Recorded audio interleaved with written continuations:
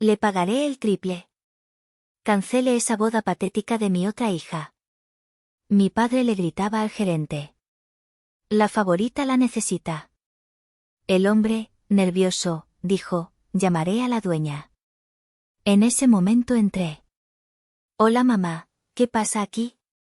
Mi estudio huele a café recién molido y al zumbido eléctrico de mi computadora Mac. Es un olor que me he acostumbrado a asociar con la palabra seguridad. Me llamo Nuria, tengo 28 años, y este pequeño espacio de paredes blancas y plantas colgantes es mi santuario. Es el único lugar en el mundo donde la única sombra que me cubre es la que yo decido proyectar, no la sombra gigantesca de mi padre, Héctor. Soy diseñadora gráfica independiente. No es una vida glamorosa, pero es mía. Cada cliente, cada factura, cada píxel que muevo en la pantalla, es mío. Ganado por mí. Estaba precisamente en eso, ajustando la tipografía de nuestras invitaciones de boda, cuando la puerta de cristal esmerilado de mi estudio se abrió. Huele increíble aquí, dijo Saúl, mi prometido. Saúl es el tipo de hombre que entra a una habitación y parece bajarle el volumen a todo lo malo. Tiene 30 años, es maestro de secundaria en una escuela pública del centro, y tiene esa calma que solo poseen las personas que realmente aman lo que hacen. Es un constructor. Construye lecciones para niños, construye muebles de madera en su tiempo libre, y me ha ayudado a construir, pieza por pieza, la autoestima que mi familia pasó 2 décadas demoliendo. Es porque tú hiciste el café esta mañana, le dije, estirándome en la silla. Él se rió y me pasó un vaso con agua. Están quedando hermosas, Nuria. Nuria y Saúl. Suena bien, ¿no? Suena perfecto, murmuré, y lo decía en serio. Estábamos a 3 meses de la boda. 3 meses de la que sería, o eso esperaba, la primera fiesta en mi vida que se trataba de mí. Y la celebraríamos en la hacienda La Joya. La Joya era, sin exagerar, el lugar más espectacular de la ciudad. Una antigua hacienda colonial restaurada con un gusto impecable, jardines que parecían salidos de un sueño y un salón principal con candelabros que te hacían sentir que estabas en un palacio europeo. Era absurdamente cara. Y, sin embargo, la teníamos. Había conseguido un descuento de amigos muy especial, algo que no le había explicado del todo a Saúl, pero que nos permitía pagar el depósito que habíamos ahorrado durante 2 años de trabajo implacable. Era nuestro sueño. Y estaba a punto de convertirse en mi pesadilla. Justo cuando Saúl me daba un beso en la frente, mi teléfono vibró sobre el escritorio. La pantalla se iluminó con un nombre que me heló la sangre al instante, Tabata. Miré a Saúl. Él vio mi cara y su sonrisa se desvaneció. No tienes que contestar, dijo suavemente. Si no contesto, llamará a papá, respondí, y eso será peor. Respiré hondo y deslicé el dedo. Hola. Nuria, ¿estás ocupada? La voz de Tabata, mi media hermana de 22 años, sonó como siempre, nasal, aburrida, y como si me estuviera haciendo un favor. Hola, Tabata. Sí, estoy trabajando. ¿Qué pasa? Ah, qué raro. Bueno, necesito algo. Mi Fabián y yo nos vamos a comprometer oficialmente el próximo mes y vamos a hacer una fiesta enorme. Claro que sí. Fabián, el heredero de una fortuna que no se había ganado, un tipo cuyo único talento era gastar el dinero de su padre. Felicidades, Tabata. ¿Qué necesitas? Necesito que me hagas un logo. Ya sabes, algo así como TIF. ¿Y las invitaciones? Papá dice que como tú te la pasas, dibujando cositas, todo el día, seguro tienes tiempo de sobra. Y que sea gratis, obvio. Es de familia. Tragué saliva. El sabor metálico de la ira mezclada con la resignación. Dibujando cositas. Así es como Héctor, mi padre, describía mi carrera. La carrera que pagaba mi renta, mi comida y la mitad de nuestra boda. Tabata, estoy hasta el cuello con la... Ay, por favor, Nuria. No empieces. Es solo un logo. Papá se va a enojar si le digo que no quisiste. Hazlo y mándamelo antes del viernes. Y colgó. No hubo un, por favor. No hubo un, ¿cómo estás? Solo la orden. Dejé caer el teléfono sobre el escritorio. El silencio en el estudio era denso. Saúl me miraba con una mezcla de tristeza y rabia. No puedo creer que sigas permitiendo que te traten así, dijo, su voz tranquila pero firme. Saúl, es complicado. Es el precio que pago por la paz familiar. Si no lo hago, mi padre me llamará para gritarme que soy una egoísta, que Tabata es mi única hermana y... Ella no es tu única hermana, Nuria. Y aunque lo fuera, eso no es una familia, es una extorsión. Tenía razón. Pero explicarle a Saúl la dinámica de mi familia era como tratar de explicarle física cuántica a un perro. Él venía de una familia ruidosa, amorosa, donde todos se apoyaban. Yo venía de un campo de batalla dinástico donde yo era, por defecto, el bando perdedor. ¿Por qué te odia tanto?, me preguntó Saúl una noche, después de una cena familiar desastrosa. Tuve que pensar la respuesta. No creo que me odie. Odiar requiere energía. Yo creo que simplemente, no le importo. Soy un inconveniente. Soy el recordatorio viviente de su primer matrimonio, el que él considera un fracaso. Y para que entiendan la magnitud de lo que estaba a punto de pasar en la hacienda La Joya, necesitan entender mi lugar en el Museo del Dolor de mi padre. Mi padre, Héctor, es el tipo de hombre que se mide por lo que posee, la casa más grande, el coche más nuevo, la esposa más joven, mi madrastra, la madre de Tabata, y, por supuesto, la hija, trofeo. Yo, Nuria, soy la hija de la esposa, fracasada. Tabata es la hija de la esposa, trofeo. Mi museo personal está lleno de exhibiciones de esta verdad. La primera exhibición, la quinceañera. Cuando cumplí 15 años, mi padre estaba en la cúspide de su éxito, post-divorcio. Se me acercó 2 días antes de mi cumpleaños y me puso en la mano un par de billetes. Eran 1.500 pesos. Ve al cine con tus amigas, Nuria, me dijo, dándome una palmada torpe en la cabeza. Tú nunca has sido de fiestas, ¿verdad? Eres más, calladita. No me dio opción de réplica. 6 años después, cuando yo tenía 21, fue la quinceañera de Tabata. Héctor rentó el salón principal del Country Club. Contrató a un grupo de pop del momento. Había 500 invitados y una cascada de champán, sin alcohol, supuestamente. La fiesta costó, según escuché, más que un Mercedes-Benz. Y lo peor no fue eso. Lo peor fue que Héctor me obligó a ir. Y cuando uno de los meseros de la agencia se enfermó, mi padre me tomó del brazo, me llevó a la cocina y me dijo, Nuria, sé útil. Ayúdales a servir los canapés. Que no digan que mi hija es una princesa inútil. Así que pasé la quinceañera de mi hermana vestida de gala, pero con un delantal, repartiendo bolovanes de atún, mientras mi padre brindaba por su reina, Tabata. La segunda exhibición, la graduación. Avancemos unos años. Me gradué de la universidad. Con honores. Con una beca que yo misma había conseguido porque mi padre se negó a pagar mi matrícula, diciendo que el diseño gráfico no es una carrera de verdad. Era un día importante para mí. Lo invité con 3 meses de antelación. No fue. Cuando le llamé esa noche, con el diploma enrollado en la mano, mi teléfono sonaba en una habitación de hotel vacía. No contestó.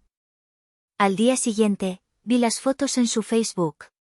57 fotos de Tabata, que entonces tenía 17 años, en la obra de teatro de su preparatoria. Tabata estaba vestida de árbol. Literalmente, un disfraz de árbol. El pie de foto de mi padre decía, ¡qué orgullo! Viendo a mi estrella brillar en el escenario. El talento que tiene esta niña es de otro mundo. Nunca me llamó para felicitarme por la graduación. Y la exhibición final, la humillación de Saúl. La primera, y única, vez que llevé a Saúl a casa de mi padre. Héctor lo miró de arriba abajo. Saúl, con sus jeans limpios y su camisa de franela, exudaba todo lo que mi padre desprecia, humildad. «Maestro», dijo Héctor, arqueando una ceja. «Ah, qué tierno». «¿Y de qué viven?» «¿Del aire?» Ignoró a Saúl durante toda la cena, dirigiéndose solo a Fabián, el prometido de Tabata, un tipo con un reloj demasiado grande y una mirada vacía. «Fabián sí es un tiburón», me dijo Héctor más tarde, en privado. «¿Pero el tuyo?» «Es una sardina». «Lástima que la docencia no deja ni para la gasolina, hija». Esa noche, mientras Saúl y yo conducíamos de regreso en su auto perfectamente funcional, tomé una decisión. «No volveremos aquí», le dije. «Está bien», respondió él, tomando mi mano. «Y nuestra boda», dije, con una nueva determinación, «será exactamente como nosotros queramos. No invitaré a mi padre por obligación. Lo invitaré como un gesto, pero mi boda no será sobre él». Oh, qué ingenua fui. Porque estaba a punto de descubrir que, para mi padre, todo se trataba de él. Era un martes por la mañana. Estaba sumida hasta el cuello en la frustración, tratando de diseñar el logo gratis de Tabata. Quería una T y una F entrelazadas, con una corona de diamantes encima. Era el logo más cursi y de peor gusto en el que había trabajado jamás. Cada clic del mouse se sentía como una pequeña derrota. Mi teléfono sonó. No era Tabata esta vez. Era un número que conocía bien, Hacienda La Joya. Sonreí, pensando que era la coordinadora afinando detalles de la prueba de menú. «Hola. ¿Señorita Nuria?» «Habla Osvaldo». La voz del señor Osvaldo, el gerente general de la Hacienda, me extrañó. Siempre trataba con la coordinadora de eventos, no con el mero mero. Osvaldo era un hombre mayor, impecable, que llevaba trabajando en ese lugar desde siempre. «Señor Osvaldo, qué sorpresa. ¿Cómo está?» «Señorita, qué pena molestarla. Mire, tenemos una situación un poco delicada aquí». Mi estómago se apretó. ¿Una situación? ¿Qué pasó? ¿Está todo bien con nuestra fecha? Hubo una pausa. Podía escuchar música clásica suave al otro lado de la línea, y el murmullo de voces. «Señorita, su padre y su hermana están aquí. En la recepción». Mi sangre se convirtió en hielo. ¿Mi padre? ¿Héctor? Pero, mi cita para la prueba de menú es mañana. No, señorita. No vienen a eso. La voz de Osvaldo bajó a un susurro. Están exigiendo hablar con la dueña. Quieren cancelar su fecha. Un zumbido agudo llenó mis oídos. ¿Cancelar qué? Su boda, señorita Nuria. Quieren el salón. Para ese mismo sábado. Para la fiesta de su hermana. Me quedé sin aire. Era como si me hubieran golpeado en el pecho.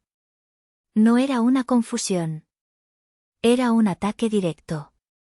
Osvaldo, eso es imposible. El contrato está firmado. El depósito está pagado. Lo sé, señorita. Yo se lo dije. Pero ellos insisten. Y, su voz se quebró un poco por la indignación, le están diciendo a mi personal que usted ya aceptó. Que es un cambio de planes, familiar y que solo estamos siendo difíciles. La mentira. Esa fue la parte que rompió algo dentro de mí. No era suficiente con robarme el día, tenían que hacerlo usando mi nombre, pintándome a mí como la que estaba de acuerdo con esa locura. La fatiga crónica que sentía hacia mi familia desapareció, reemplazada por una adrenalina fría y pura. La diseñadora gráfica, calladita, se evaporó. Osvaldo, dije, mi voz sonando extrañamente tranquila, escúcheme con atención. No les diga nada más. Manténgalos ahí. Dígales que está tratando de localizar a la dueña. Invéntese cualquier cosa. No mencione mi nombre. ¿Señorita? Estoy en mi estudio. Queda a unos 25 minutos y me voy volando. Voy para allá. Pero, ¿qué? Solo, por favor, deténgalos. ¿Está la dueña allí? La señora Gala está en su oficina, en una reunión por teléfono, susurró. Perfecto. No la deje salir. No deje que ella los vea, y no deje que ellos la vean a ella. Yo llego. Colgué antes de que pudiera responder. Agarré mis llaves y mi bolso, dejando la estúpida T, con diamantes parpadeando en mi monitor. ¿Nuria? ¿Qué pasa?, gritó Saúl desde su pequeño escritorio, donde estaba calificando exámenes. Problemas en la hacienda. Mi padre, fue todo lo que pude decir. Voy contigo. No. Quédate. Esto tengo que hacerlo yo. Corrí por las escaleras, mi corazón latiendo con un ritmo salvaje contra mis costillas. No era tristeza lo que sentía. Era rabia. Una rabia tan pura y afilada como un trozo de vidrio. Durante 28 años, había sido la otra hija. La sombra. El daño colateral.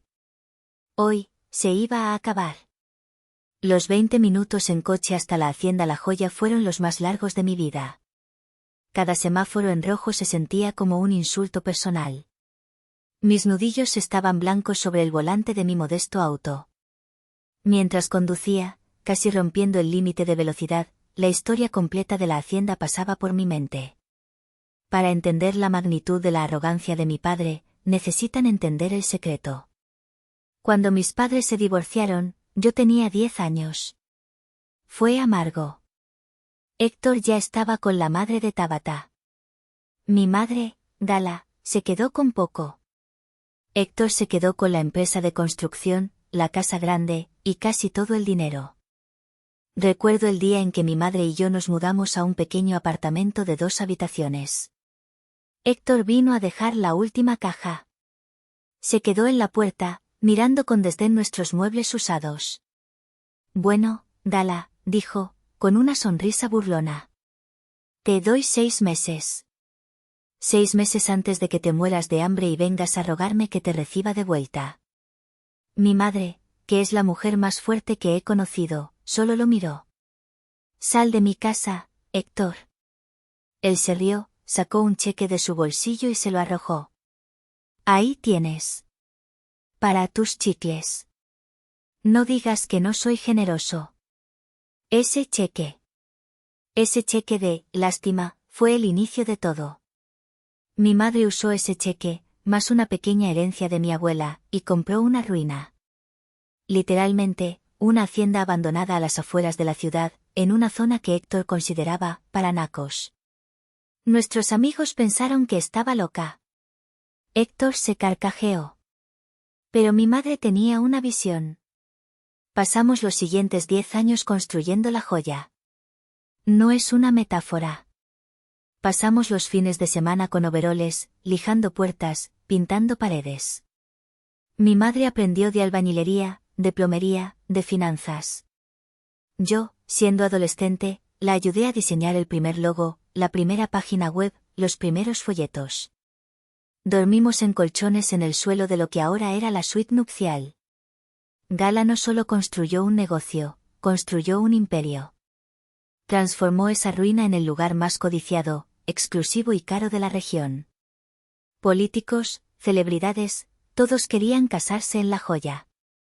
¿Y Héctor? Héctor, en su burbuja de arrogancia, nunca prestó atención. Estaba demasiado ocupado construyendo su nueva familia, perfecta. Para él, Gala siempre sería la pobre exesposa, que vivía en un departamentucho. Y yo, su hija, era solo una extensión de ese fracaso. La ironía era tan deliciosa que casi podía saborearla. Él y Tabata querían el lugar, de moda, el lugar más caro, para presumir. Y en su estupidez, nunca, jamás, se molestaron en preguntar quién era el dueño.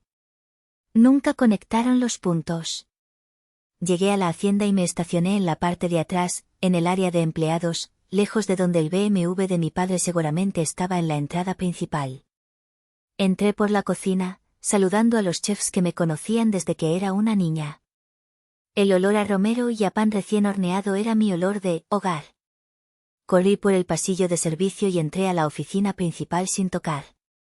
Mi madre, Gala, estaba al teléfono, de espaldas a mí. Es una mujer elegante, de cabello oscuro y una postura que irradia poder. Osvaldo me acaba de testear, dijo al teléfono, algo sobre Héctor. Tengo que colgar. Colgó y se giró. Vio mi cara, el sudor en mi frente, la mirada asesina en mis ojos. ¿Qué pasó, Nuria? ¿Estás bien? Están aquí, respiré. En el vestíbulo. Ahora mismo. La cara de Gala se endureció. Héctor. Y Tabata. Quieren cancelar mi boda. Quieren robarme la fecha para la fiesta de Tabata.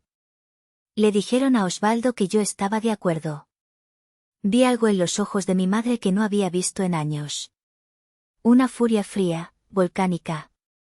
¿Quiere cancelar tu boda?, dijo ella, su voz peligrosamente baja. ¿Quieren ver a la dueña? Gala me miró. Una sonrisa lenta y aterradora se dibujó en su rostro. Bueno. ¿Qué estamos esperando? No, la detuve. Mamá, espera. Tengo un plan. O más bien, tengo una idea. Solo, sígueme la corriente. Y por favor, disfruta el espectáculo. Mi madre me miró con una ceja arqueada, pero la chispa en sus ojos me dijo que estaba dentro. Ve tú primero, le dije. Sal por la puerta de tu oficina en, digamos, 1 minuto. Yo entraré por el vestíbulo.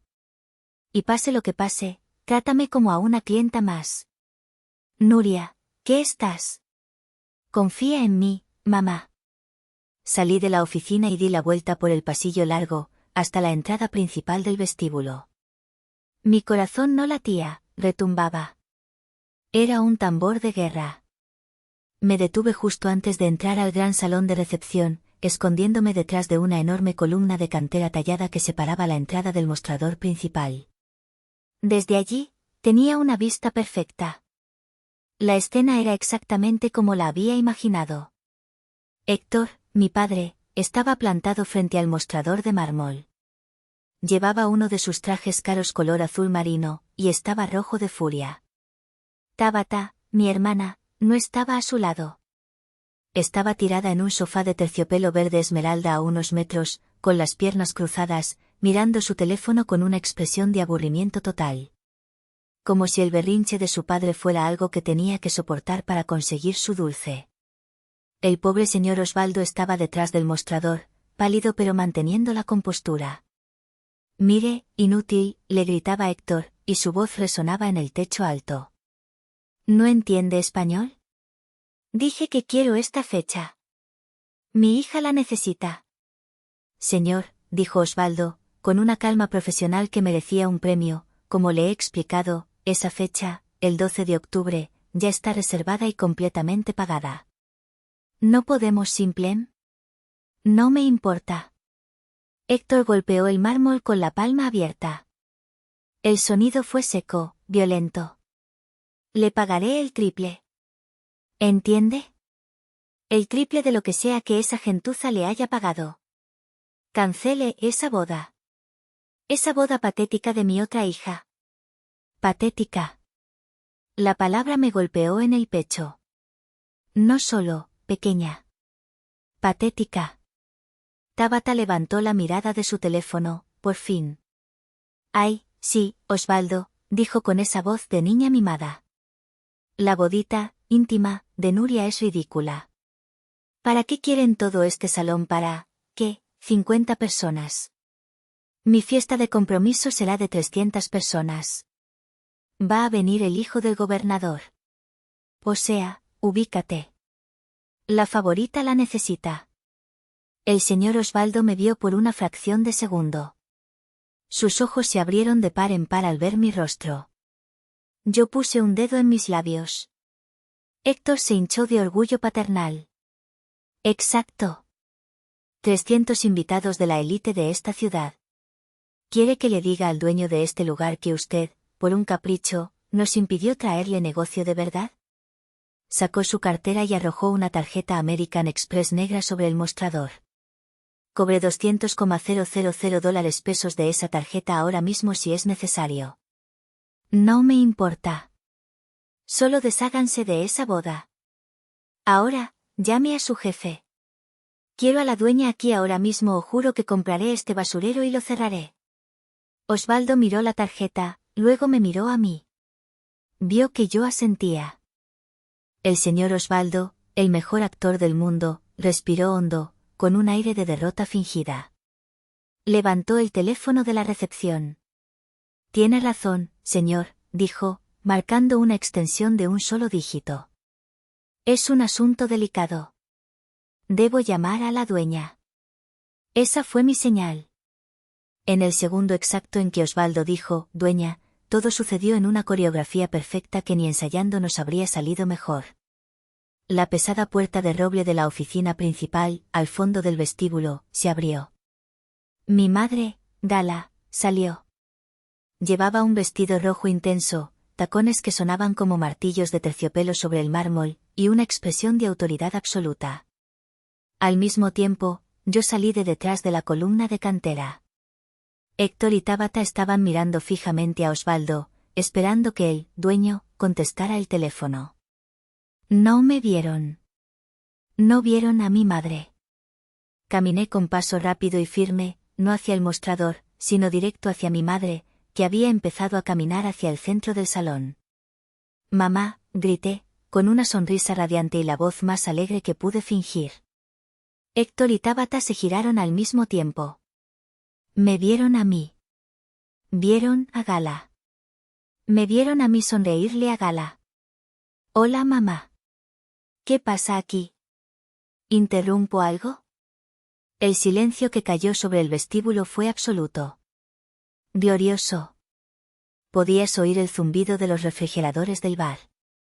La cara de Héctor pasó por la gama de colores más extraordinaria que he visto en mi vida. Del rojo de la furia, al blanco pálido del shock, y luego a un tono verdoso de náusea pura cuando su cerebro, por fin, conectó los puntos. Tabata, sin embargo, es más lenta. El sonido de su iPhone 15 Pro Max golpeando el suelo de mármol fue música para mis oídos. Gala, tartamudeó Héctor. Tabata, sin embargo, me miraba a mí con el ceño fruncido, y luego a mi madre. Mamá, repitió, con desprecio. ¿Por qué le dices, mamá, a la servidumbre? Es la gerente nueva o algo así. Casi me río. De verdad. La arrogancia de mi media hermana era tan profunda que su cerebro prefería procesar que mi madre era una empleada antes que aceptar la verdad. Mi madre, Gala, se detuvo justo frente a ellos. Me puso una mano en el hombro, un gesto posesivo, protector. Me miró a mí, luego miró a Héctor. Y finalmente, clavó sus ojos oscuros en Tabata. Hola, Héctor, dijo con una calma aterradora. Tabata. Hizo una pausa, saboreando el momento. No, querida. No soy la gerente nueva. Se acercó lentamente al mostrador, tomó la tarjeta Amex negra de mi padre entre sus dedos, como si fuera algo sucio, y se la devolvió a Osvaldo. Yo soy la dueña, a la que Osvaldo estaba llamando. Si la arrogancia de mi padre fuera un edificio, acababa de ser demolido en una implosión controlada. Su boca se abrió y cerró varias veces, como un pez boqueando por aire. Imposible, logró decir. Tú. Este lugar, este imperio, ¿es tuyo? Mío y de Nuria, corrigió mi madre, su voz cortando el aire. Lo construimos juntas. ¿Verdad, hija? ¿Qué pensabas, papá?, dije yo, dando un paso al frente. Por primera vez en mi vida, no me sentía pequeña frente a él. Me sentía furiosa, sí, pero sobre todo, me sentía alta. ¿Qué pensabas? Que después de que la dejaste con ese cheque ridículo, se sentaría a llorar en un rincón. Que la otra hija y su madre fracasada se iban a morir de hambre, como dijiste. Héctor palideció aún más. Se notaba que recordaba sus palabras exactas. Gala, intentó recuperar el control, volviéndose hacia mi madre, esto es un malentendido. Mi hija Tabata. Tu hija Tabata, lo interrumpió Gala, estaba tratando de sobornar a mi gerente para cancelar la boda de mi hija Nuria. Boda que, por cierto, tiene un contrato firmado y está pagada en su totalidad. Gala se giró hacia mí, pero su mirada estaba fija en Héctor. Nuria es mi clienta. Y tú, Héctor, estás interrumpiendo mi negocio, acosando a mi personal, y lo más importante, estás ofendiendo a mi clienta. El uso de la palabra, clienta, fue un golpe maestro. Trazó una línea. Esto no era una pelea familiar. Esto era negocios. Pero... Gala. Tabata es nuestra, balbuceó Héctor. Hablemos de negocios, ya que te gusta tanto, dijo Gala. Su voz era seda y acero. Dijiste que pagarías el triple. El triple del depósito de 50.000 pesos que creíste que pagó Nuria, quizás. O el triple del costo total. Porque déjame informarte, Héctor, que el alquiler de este salón, por un solo día, es de 700.000 pesos. Dudo mucho que tu tarjeta tenga ese límite. ¿O sí? Tabata, que había estado congelada, finalmente reaccionó. Pero no con vergüenza. Con un berrinche. Papá, gritó, su voz rompiéndose en un chillido. Me lo prometiste. Dijiste que lo arreglarías. Yo quiero este lugar. No me importa quién sea la dueña. Se giró hacia mí, con los ojos llenos de lágrimas de cocodrilo. Nuria, dile a tu mamá. Es solo una boda. Tu boda ni siquiera importa. Dile que te cancele. Tú puedes casarte en el jardín de Saúl o algo así. La miré. La miré de verdad. Toda la vida de complacencia, toda la vida de ser la favorita, la había podrido por dentro. Me reí. Fue una risa seca, amarga, pero liberadora. ¿Que me cancele? Repetí. ¿Que me case en un jardín? Después de que llamaste mi boda, patética y ridícula. Tabata, por primera vez en tu vida, no vas a conseguir lo que quieres.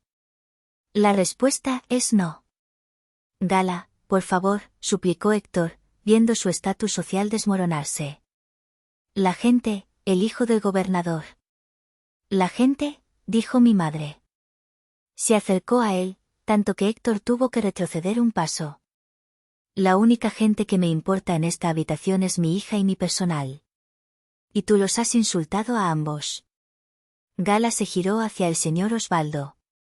Osvaldo, por favor, llama a seguridad. ¿Seguridad?, siseó Héctor, su cara volviéndose morada de rabia. ¿Vas a llamar a seguridad? ¿A mí? Sí, papá. A ti, dije yo, poniéndome al lado de mi madre. Ya no tienes poder aquí. Este es nuestro mundo. Y en nuestro mundo, tú eres solo un cliente grosero. Y la casa se reserva el derecho de admisión. Lárgate. La seguridad no tardó en llegar. Dos hombres grandes, con uniformes impecables. Señor, señora, por favor, acompáñenos a la salida. Tabata se puso a llorar ruidosamente, un espectáculo patético de maquillaje corrido. Héctor estaba mudo. La humillación era total. Mientras los escoltaban hacia las grandes puertas de cristal, Héctor se giró una última vez. Me miró con un odio tan puro, tan concentrado, que supe que algo se había roto para siempre. Y no sentí nada más que alivio. Las puertas se cerraron. El silencio volvió al vestíbulo. Mi madre y yo nos quedamos allí, una al lado de la otra, mirando nuestro reflejo en el mármol pulido. Bueno, dijo Gala, alisando su vestido rojo. ¿En qué estábamos? Ah, sí. La prueba de menú. ¿Te siguen gustando los camarones al coco? Me giré y la abracé. La abracé con la fuerza de 20 años de dolor compartido y de victoria silenciosa. Te amo, mamá, susurré. Y yo a ti, mi vida, dijo, su voz por fin rompiéndose un poco. Más que a nada. La boda fue hermosa. Mágica. Saúl lloró cuando me vio caminar hacia él en el jardín. Mi padre y Tabata, por supuesto, no fueron. Pero su drama no terminó ahí. Desde ese día, mi teléfono no ha dejado de sonar. Llamadas, mensajes de texto. Primero de Héctor, furioso, llamándome malagradecida y traidora. Luego, cuando eso no funcionó, vinieron las súplicas. Mensajes de Tabata, diciendo que su prometido Fabián estaba decepcionado y que su reputación estaba arruinada. Aparentemente, se vieron forzados a hacer la fiesta en el country club. ¡Qué horror! Ahora, ambos me llaman diciendo que no era para tanto, que solo estaban bromeando y que la familia es la familia. Quieren que los perdone. Quieren que hable con mi madre para que les dé una fecha en la hacienda para la verdadera boda de Tabata el próximo año. He bloqueado sus números. A veces, me llaman de números desconocidos. Mi madrastra me ha enviado correos electrónicos larguísimos, llamándome rencorosa y víbora. Pero aquí estoy, en mi estudio, que ahora se siente aún más tranquilo, mirando las fotos de mi boda. La foto de mi madre entregándome en el altar. La foto de Saúl y yo bailando nuestro primer baile. Ellos lo llaman rencor. Yo lo llamo paz. Pero díganme ustedes, ¿soy la mala por bloquearlos y disfrutar de mi vida? ¿Ustedes qué harían en mi lugar?